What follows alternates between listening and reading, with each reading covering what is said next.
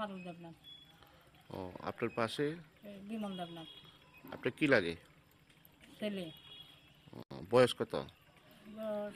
40 করে যায়। তো আপনার বাড়ি কোনখানে? জলপা মধ্যভাড়া পশ্চিম জলপা। ও তো কিতা হয়েছে?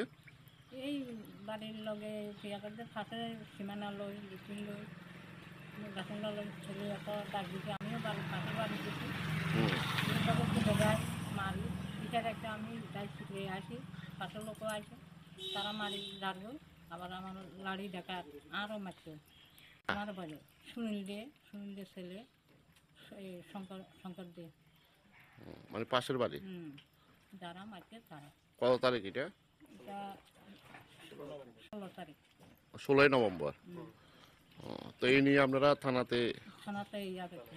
হ্যাঁ থানার সাবরুম থানাতে জানাইছেন? সাবরুম থানা জানাইছে তারা কয় আবার ওই মিছিলের বেলায় হেও জানাইছে আইন আনাই রুগীটুগুলি আনাইছে তারা আবার ধরা দেনা। মানে থানাতে জানাবে পরে অনেক কিছু হয়েছে না? না আপনাদের এখন কি মানে কি দাবি করেন সরকারের কাছে? এখন সরকারের কাছে দাবি এখন ছেলে কি করে খাইব মাইহ দুইজন তারা কেন বাঁচাইতাম। কি দিয়া মারধর করছে রে? লাড়ি এত বড় লাড়ি থানায় আনছ লাঠি দিয়া? হ্যাঁ রড লাড়ি লাড়ি আছে লাড়ি আবার থানা। কে কে মারধর করছিল?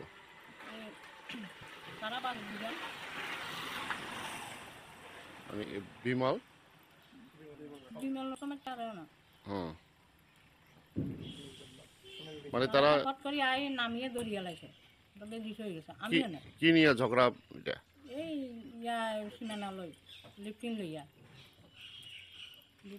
এই পথে সব মানে এই উড়ান এই আমরা তারপর লিফটিং মুখ করে দিছে এমন নোংরা সোংরা সব আনি আর বাড়ির থাকা সকালের বেলা উড়ি আনে খাসা করে এদিকে হিড়ি তারপরে ডাক দিতে মানে ডাক দিলে শুনে না।